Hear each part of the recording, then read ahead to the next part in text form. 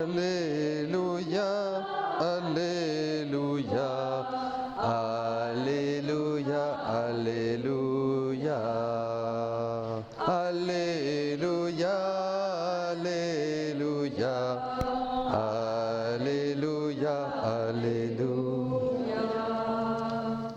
Le Seigneur soit avec vous. Et avec votre esprit. Lecture de l'Évangile de Jésus-Christ selon saint Matthieu. En ce temps-là, les pharisiens, apprenant que Jésus avait fermé la bouche aux Sadducéens, se réunirent et l'un d'entre eux, un docteur de la loi, posa une question à Jésus pour le mettre à l'épreuve.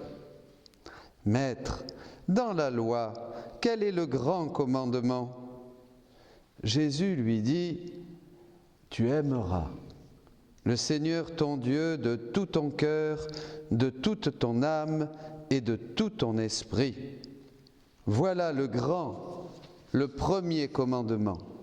Et le second lui est semblable. Tu aimeras ton prochain comme toi-même.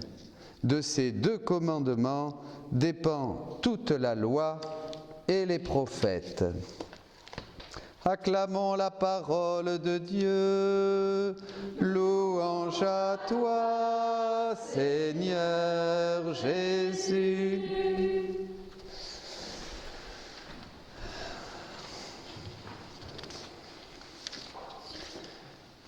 Quelle belle parole, quel bel évangile ce dimanche.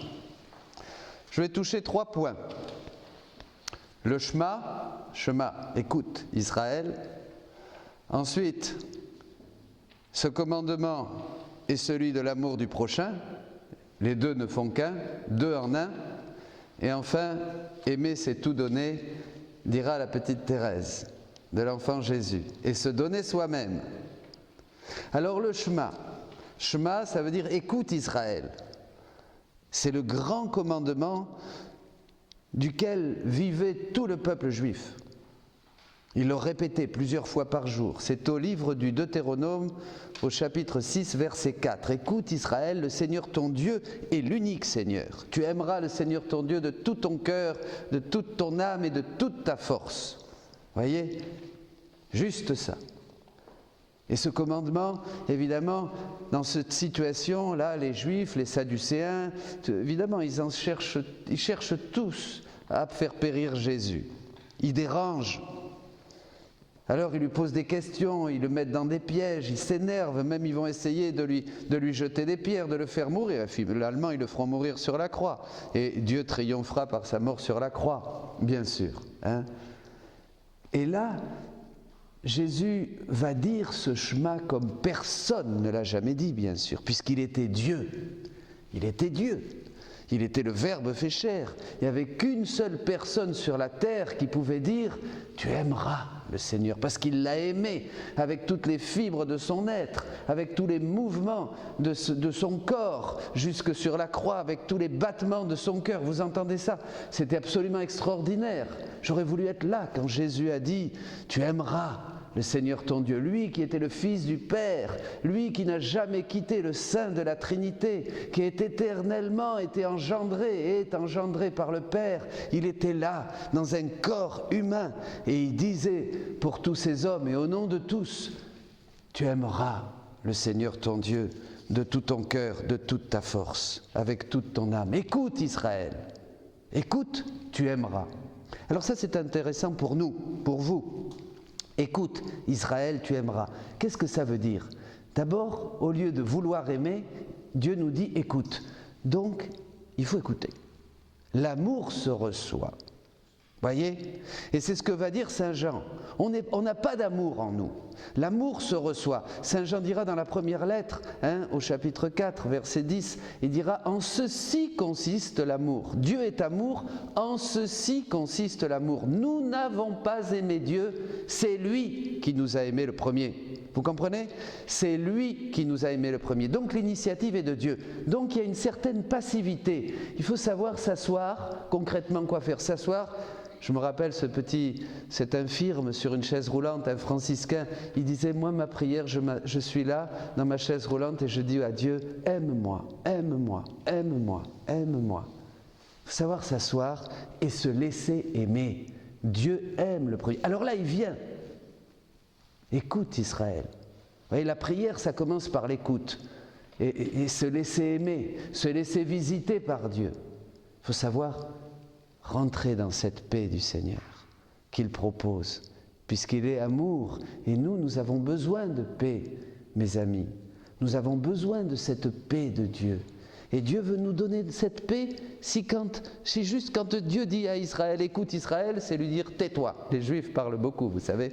Hein? Alors Dieu, il a commencé comme ça, il dit taisez-vous, écoutez-moi. Laissez-moi vous chouchouter, laissez-moi vous donner mon amour, laissez-moi vous enseigner. Mais c'est pareil pour nous les chrétiens, hein. Ça n'a pas changé tout ça. C'est le premier point. Recevoir Dieu. En ceci consiste l'amour.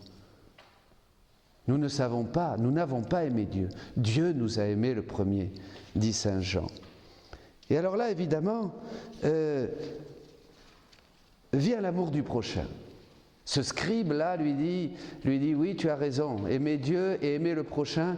Et Paul dira plus loin que dans l'amour du prochain se résume toute la loi. Dans l'amour se résume toute la loi. Saint Jacques dira que c'est la voie royale d'aimer son frère et de penser à son frère. La voie royale, vous vous imaginez l'amour de l'autre.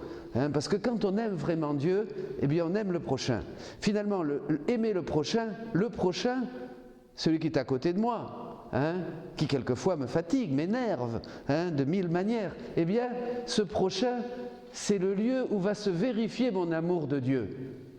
Moi, je me méfie toujours des gens qui sont très pieux comme ça, parce qu'après, moi, je veux voir comment ils sont avec les autres, parce que c'est le même commandement, dit Jésus. Voyez, 2 en 1. Amour de Dieu, c'est la source, et l'amour du prochain. Jésus d'ailleurs, quand il va proche de sa passion, il va dire, hein, je vous donne un commandement nouveau, dans Jean 15, hein, aimez-vous les uns les autres comme je vous ai aimé, le commandement. Et dans Jean, oui, un peu plus loin, hein, il va dire, c'est mon commandement, c'est le sien. Donc finalement, Jésus va résumer toute la loi dans l'amour du prochain. Mais c'est un amour qui doit être connecté sur la source. Aimez-vous les uns les autres comme je. Le comme prend sa source dans le je. Vous comprenez? C'est impossible d'aimer les autres. C'est impossible. Alors, on croit qu'on aime. On croit qu'on aime parce qu'on est gentil, on fait des sourires, on ne fait pas de mal. Mais ça, c'est pas. Vous savez, il y a 3 amours et on les trouve à la fin de Saint Jean, comme dans le dialogue entre Pierre et Jésus. M'aimes-tu, m'aimes-tu, m'aimes-tu. C'est 3 verbes, c'est pas le même verbe, hein, ça change à un moment. Bon, d'abord, il y a l'amour éros en grec, ça c'est l'amour sensible. Hein, j'aime le chocolat, j'aime le vin, j'aime ce jeune homme, j'aime cette jeune femme, elle me plaît, hein, ça c'est l'amour éros, ça c'est l'amour sensible. Après, il y a l'amour d'amitié, philein. On fait des choses ensemble. Des gens, tiens, j'aime bien, il me plaît ce gars. Il est sympa, cette personne. On travaille bien ensemble, on joue au tennis, on va au ciné. Vous voyez, c'est l'amour d'amitié. C'est humain encore ça. Et après, il y a l'amour de charité, l'agapein. C'est-à-dire l'amour même de Dieu dans notre cœur. L'amour de Dieu en nous. C'est ce que Jésus parle de cet amour quand il dit d'aimer ses ennemis. Vous arrivez, vous, à aimer vos ennemis, hein? Aimez vos ennemis, bénissez ceux qui vous maudissent, priez pour ceux qui vous persécutent. Vous vous rappelez, hein? Comment on peut faire ça? Mais c'est pas possible ça, aimer les ennemis. Moi j'ai envie de leur tordre le cou, hein? C'est pas vrai? Et oui, mais on peut avoir envie de leur tordre le cou, mais on les aime. Il n'y a pas longtemps, il y a un prêtre qui était martyrisé par des djihadistes. Il est passé à coup du long. Et puis il disait, j'étais bien, j'étais dans la paix pendant qu'il me donnait des coups, mais je priais pour le diacre à côté de moi. Il disait, j'avais peur pour lui, le pauvre, qu'il angoisse ou qu'il blasphème ou qu'il renie sa foi. Voyez? Alors ça, c'est l'amour de charité. Voyez, c'est cet amour dont parle Jésus. Tu aimeras le Seigneur ton Dieu. C'est Dieu qui vient en nous et qui nous donne la possibilité d'aimer. Qu'est-ce qu'on a à faire? Rien. C'est gratuit. C'est un don de Dieu. Il faut juste être un peu humble et se mettre à genoux et commencer à dire, Seigneur, donne-moi cet amour. Parce que c'est cet amour qui nous fait vivre, mes amis.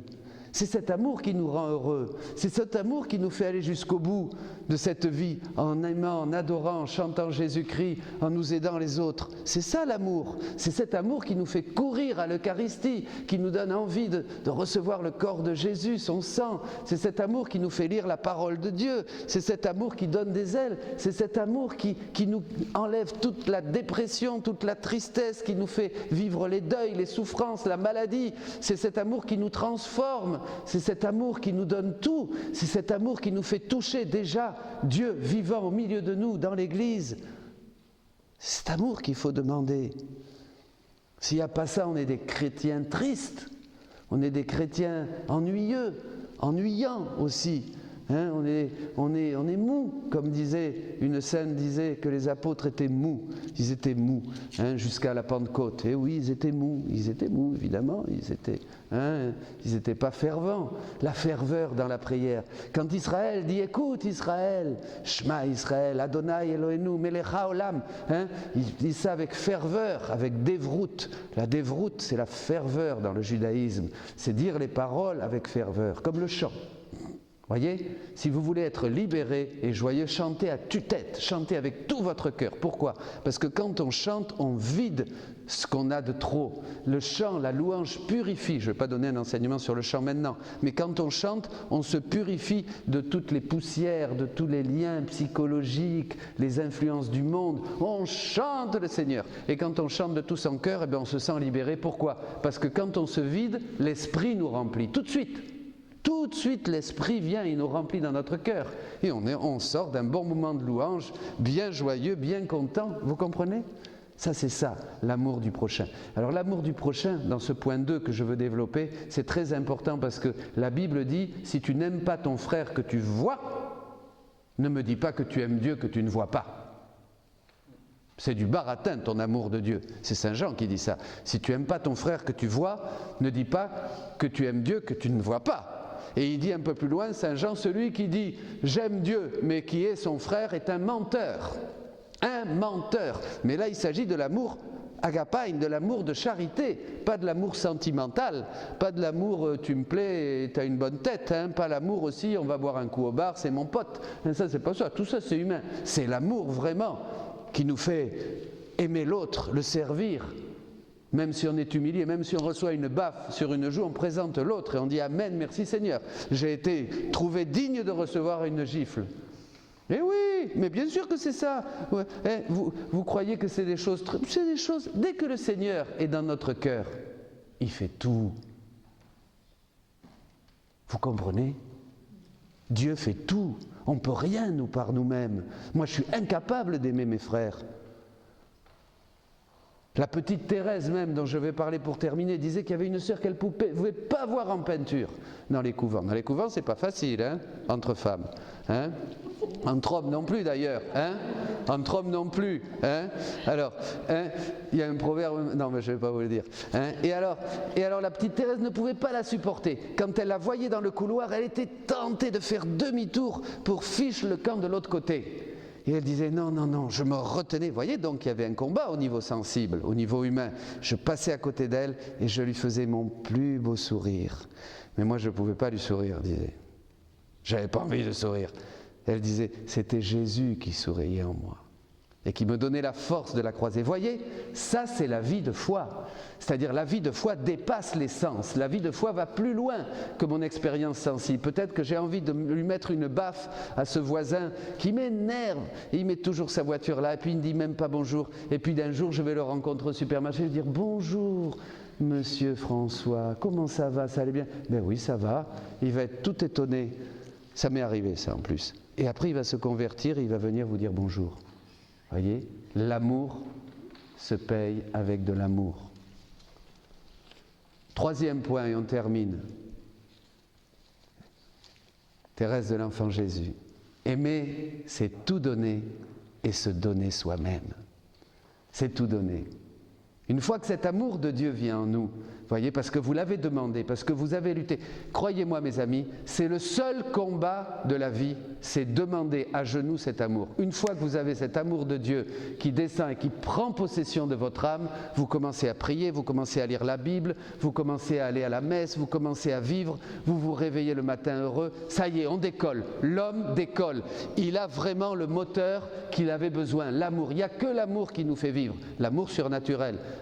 La coupe de champagne ou le petite partie de tennis ou un bon repas, ça ne transforme pas nos vies. Mais l'amour de Dieu, oui. Et le troisième point, aimer c'est tout donner. Une fois que vous avez cet amour surnaturel qui commence à agir, c'est progressif, mais ça avance. Ah, Dieu est comme ça. Quand on commence à le provoquer sur son terrain, il ne vous lâche plus les baskets. C'est génial. Ah oui, il est comme ça, le bon Dieu. Ah, vous allez voir. Commencez, vous verrez. Ça, il ne vous lâche plus. Ah, il faut le provoquer. Mais si on ne lui dit rien, il ne fait rien. Qui n'a rien, ne demande rien, n'aura rien. C'est pour ça que dans Matthieu 7,7, il dit « Demandez, vous recevrez ». Vous vous rappelez ? Demandez, vous recevrez. Il faut demander, il faut demander. Il faut demander l'amour surtout, pas tant de trucs qui nous plaisent et qu'on a envie d'avoir. Ça c'est pas le plus important. D'ailleurs, Jésus même le dit. Il le dit, vous qui êtes mauvais, vous savez donner de bonnes choses à vos enfants. Qui c'est qui va lui donner un scorpion à son fils? Vous vous rappelez? S'il lui demande un pain. Bon, eh bien, si vous qui êtes mauvais, vous savez donner de bonnes choses à vos enfants, combien plus le Père du ciel donnera quoi? Le Saint-Esprit à ceux qui lui demandent. Donc, finalement, Jésus nous donne une pédagogie, même si on demande quelquefois des choses, mais si on n'a pas d'abord demandé le Saint-Esprit, ça ne sert à rien de demander. Dieu donne, par miséricorde, quelquefois il donne un petit quelque chose. Mais par contre, si vous avez l'amour surnaturel en vous, le Saint-Esprit qui brûle dans votre cœur, alors là, vous allez en demander des choses et ça va dégringoler. Évidemment, parce qu'il sent une similitude, alors il est content. Vous savez, Dieu c'est comme un enfant. Dès qu'il est content, parce qu'il peut se réjouir dans votre cœur, ô Jésus, ma joie demeure, à ce moment-là, il vous donne tout ce que vous voulez. Il le dit d'ailleurs dans Saint Jean. Pour le moment, vous n'avez rien reçu parce que vous n'avez rien demandé. Demandez, vous recevrez. Puisque la gloire de mon Père, c'est que vous portiez du fruit. Vous comprenez? Alors aimer, c'est tout donner, dit Thérèse. Quand cet amour est en nous, il nous vide. Il nous vide des choses. C'est pas que vous allez tous rentrer au couvent. C'est pas que vous allez tous vous faire religieux ou religieuses. Pas du tout ça. Mais il y a un détachement. Le premier fruit de la foi, c'est qu'on relative tout. Tout est relatif après. On n'est plus accro à son petit machin, son petit truc, à son ça. On vit avec ce qu'on appelle la liberté intérieure. Retenez ce mot, la liberté intérieure. C'est un fruit du Saint-Esprit. Les fruits du Saint-Esprit dans Galates 5. La liberté intérieure, on est content. Ça va, bon, tout va bien, je suis content, tout va mal, bon, oui, je porte ma croix, mais c'est triste, je suis triste, mais je suis quand même content. Ça va, j'avance avec Jésus, je lui confie tout ça et je sais que je me purifie aussi, qui change mon cœur. Les épreuves, ça nous purifie, ça nous fait du bien, bien sûr, faut pas croire. Nous, on voudrait que tout soit cool sur la terre, vivre un petit Disneyland, mais c'est pas ici Disneyland, c'est de l'autre côté là-bas, aux États-Unis. Et encore, on n'en sort pas plus heureux qu'on est rentré. Bon, et alors, finalement, et le troisième point avec de Sainte Thérèse, aimer c'est tout donner et se donner soi-même. Alors là, on se donne après. On se donne à Dieu. On se donne à Jésus. On se donne comment? Dans la prière, dans la vie de mère de famille, de grand-mère, de jeune fille. On se donne, on vit avec le Seigneur, on est content, et puis lui se donne, parce que plus on se donne, plus il se donne, dit aussi Sainte Thérèse d'Avila. C'est comme ça. Dieu, dès qu'il voit qu'on se donne généreusement à lui, il se donne. Il donne plus d'Esprit Saint. C'est une quantité. C'est pour ça que Saint Paul parle de vase. Il dit d'ailleurs, ne vous enivrez pas de vin, il n'y a que du libertinage, mais laissez-vous au contraire remplir par l'Esprit Saint. Vous vous rappelez? C'est dans Éphésiens 6 ça. C'est-à-dire qu'on peut se remplir de vin, et le vin et les choses du monde, ça donne une petite joie passagère, mais c'est après, hop, c'est foutu, c'est frelaté. Puis après, on n'est pas très joyeux. Par contre, il dit, laissez-vous remplir par le Saint-Esprit. Donc vous voyez, il y a un remplissage. Plus on prie, plus on est dans la louange, plus le Saint-Esprit nous remplit notre être, notre vie émotionnelle, nos sentiments, notre cœur d'amour. Et on est heureux. Soyez heureux, laissez-vous remplir par Dieu, cherchez Dieu. Je suis content de vous dire ça, parce que je vous assure que j'ai vu des milliers de vies transformés. Dans ma vie de missionnaire en 30 ans, j'en ai pas vu 1 ou 2 ou 3 ou 50. J'en ai vu des milliers de gens transformés par la puissance de l'amour de Dieu. J'ai vu des stades entiers qui recevaient la joie du Seigneur et qui après commençaient. Alors après, ça ne veut pas dire qu'ils ont tout de suite décollé, mais ils ont fait déjà un premier. Ils ont goûté et voyez comme est bon le Seigneur. Et après, ils ont continué. Mes amis, préparons-nous. Profitez, recevez dans votre cœur. Prions avant de continuer. Je prie pour chacun de vous qui avez écouté ce message. Demandez à Dieu, quand vous allez recevoir l'Eucharistie, Jésus vivant, dites-lui, remplis-moi d'amour, transforme mon cœur, donne-moi ce cœur nouveau que tu as promis dans ta parole. Je veux être heureux de te connaître, heureux de vivre avec toi, heureux ici sur la terre, par la foi, avant de l'être éternellement au ciel, dans la gloire, avec tous les saints que bientôt nous allons célébrer. Amen. Alléluia.